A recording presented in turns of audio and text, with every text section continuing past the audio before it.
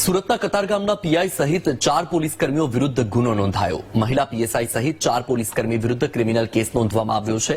PI બીકે ચૌધરી, મહિલા PSI NS Sakariya વિરુદ્ધ ગુનો નોંધાયો, તો પીઆઈના રાઇટર અને કોન્સ્ટેબલ વિપુલસિંહ વિરુદ્ધ પણ ગુનો નોંધાયો છે। ચારેય વિરુદ્ધ માર માર્યાના આક્ષેપ સાથે કોર્ટમાં ફરિયાદ થઈ। ठगाई केसમાં हीरा दलालને मार मारवाना केसમાં फरियाद થઈ હતી। સમાધાન કરી લેવાનું કહીને માર માર્યો હોવાનો ફરિયાદીનો આક્ષેપ। ત્યારે કોર્ટ સમક્ષ આરોપીઓએ પોલીસે દુર્વ્યવહાર કર્યાની ફરિયાદ કરી હતી।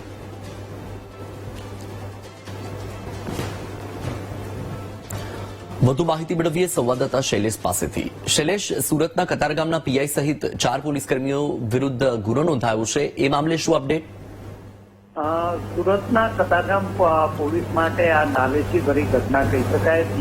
જે પીઆઈ પીએમ ચૌધરી છે એની સામે આ ફરિયાદ કોર્ટે નોંધવાનો આદેશ કર્યો છે। 50 લાખના હીરાના વેપારી સાથેની છેતરપિંડી ઠગાઈવાળા એક કેસમાં જે આરોપી હતા તેને ઢોર માર મારવામાં આવ્યો હતો અને જે તે સમયે આરોપીએ કોર્ટમાં આ એક કતારગામના પીઆઈ, એક મહિલા પીએસઆઈ સહિત પોલીસ કર્મીઓની વિરુદ્ધમાં ફરિયાદ કરી હતી। આ સમગ્ર મામલે કોર્ટે તપાસના આદેશ આપ્યા હતા અને જે રીતે મેડિકલ પુરાવા રજૂ થયા અને ત્યારબાદ કોર્ટે હવે આ પીઆઈ, મહિલા પીએસઆઈ અને અન્ય પોલીસ કર્મીઓ સામે ફરિયાદ નોંધવાનો આદેશ કર્યો છે અને ઉચ્ચ અધિકારીને સમગ્ર મામલે તપાસ સોંપવાનો પણ આદેશ થયાનું જાણવા મળી રહ્યું છે।